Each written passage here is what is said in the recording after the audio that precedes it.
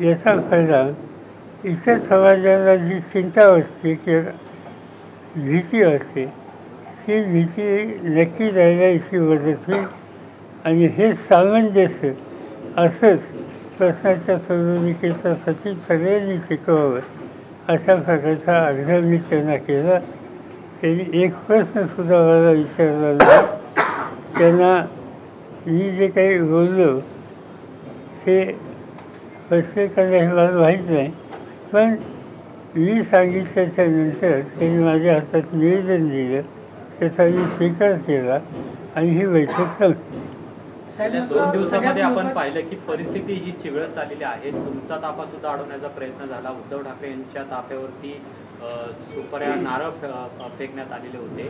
ही सगळी परिस्थिती चिघळत चालली. उद्धव ठाकरेंचा वाढण्यावरचं हे कारण होतं, तिचं दुसरं कारण असावं असं दिसते.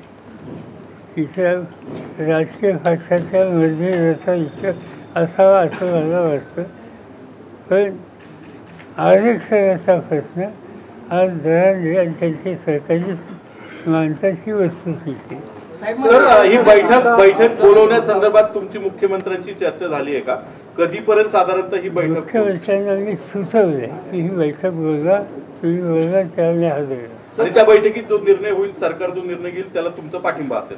या बैठकीत आपण एक वाक्याने निर्णय घेऊ, एक वाक्यता आपल्यात ठेवू आणि ती एक वाक्यता ठेवण्याच्यासाठी आमचं सहकार्य मुख्यमंत्र्यांना असेल.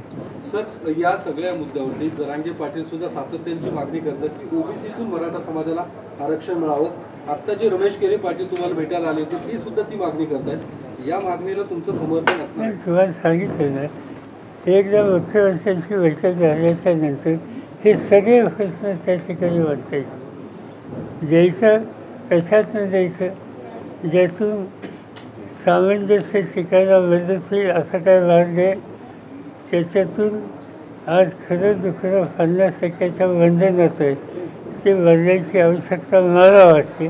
ते जर बदलायचं असेल तर कसं बदलता येईल, या सगळ्या गोष्टीचा निकाल त्या मुख्यमंत्र्यांच्या बैठकीत होईल अशी मला खात्री.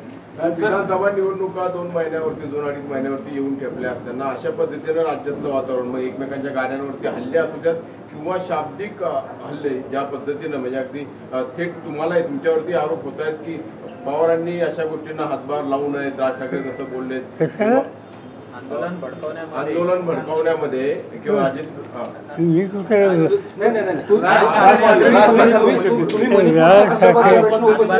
ठाकरेंनी 2-3दा माझं नाव का घेतलं मला कळलेलं नाही. कारण मी या रस्त्याने कधी जात नाही. मला महाराष्ट्रात थोडासा ओळखतो आणि माझा काही फारसोली अशी नाही आहे आणि मी कधी आग्रह केलेला नाही आणि करणार नाही. मणिपूरच्या संदर्भाची भूमिका मांडली होती तुम्ही. भूमिका ही तो प्रश्न वेगळा होता. त्याला राज ठाकरे म्हटले की तुम्ही त्याला हातभार लावू नका. हातभार लावायचा प्रश्न कुठे येतो? मी आत्ता बोललो हे हातभाराचं लक्षण आहे तर सुधारण्याचं लक्षण आहे. ते मराठवाड्यामध्ये फिरत असताना त्यांच्या विरोधात अनेक आंदोलनं झाली आणि त्यांनी थेट की